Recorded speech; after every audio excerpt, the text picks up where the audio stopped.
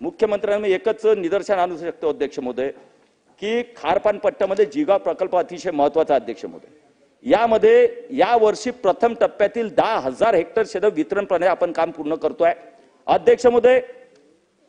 मुख्यमंत्री महोदयांना मी जरा लक्ष वेधून देतो अध्यक्ष महोदय, फार महत्त्वाचा विषय जिगावचा आहे की जिगावमध्ये लोक अदालतीमध्ये उच्च न्यायालयामध्ये अध्यक्ष महोदय जिगाव प्रकल्पाचे 8,000 ते 9,000 प्रकरण जे आहेत ते घरांच्या वाढीव मोबदल्यासाठी अध्यक्ष महोदय आपण टाकलेले अध्यक्ष महोदय।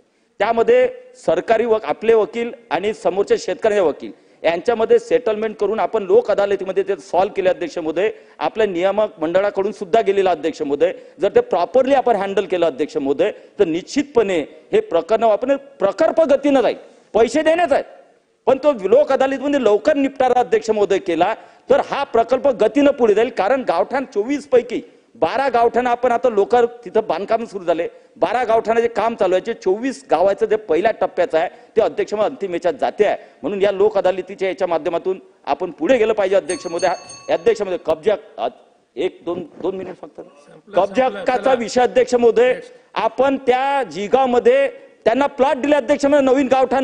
नवीन गावठाणमध्ये प्लॉट दिले आणि आपण महसूल विभागाने येते त्याच्या कब्जा हक्काची 151 कोटी रक्कम त्या शेतकऱ्यांना मागते अध्यक्ष। त्यांची प्लॉट गेला त्यांना आपण प्लॉट फ्री मध्ये दिला पाहिजे याचा नियम असताना या जिगाव प्रकल्प मागितला जाता कब्जा हक्काची रक्कम 195 कोटी जलसंपदाने भरावी आणि हो त्यांचा हक्क आहे शेतकऱ्यांचा तो करावा एवढी विनंती करतो अध्यक्ष महोदय। आणि अध्यक्ष महोदय जो ऊर्जीकरण प्रकल्प मध्ये सौर ऊर्जेवर कारण एवढा मोठा प्रकल्प आहे सौर ऊर्जेचा 71 वॅटचा मंजूर झालेला आहे पण 24-25च्या मीटिंग मध्ये 15 मार्च 2024च्या मध्ये सौर ऊर्जा विभागाने जे धोरण मुख्यमंत्री मध्ये जाहीर केलं त्यामध्ये जिगाव प्रकल्पाचा 71 मेगावॅटचा मंजूर असलेला प्रकल्प घेतला नाही तो घेण्यात आला अध्यक्ष। आणि शेवटचा विषय अध्यक्ष मांडणार मी शेवटचा 2 मिनिट अध्यक्ष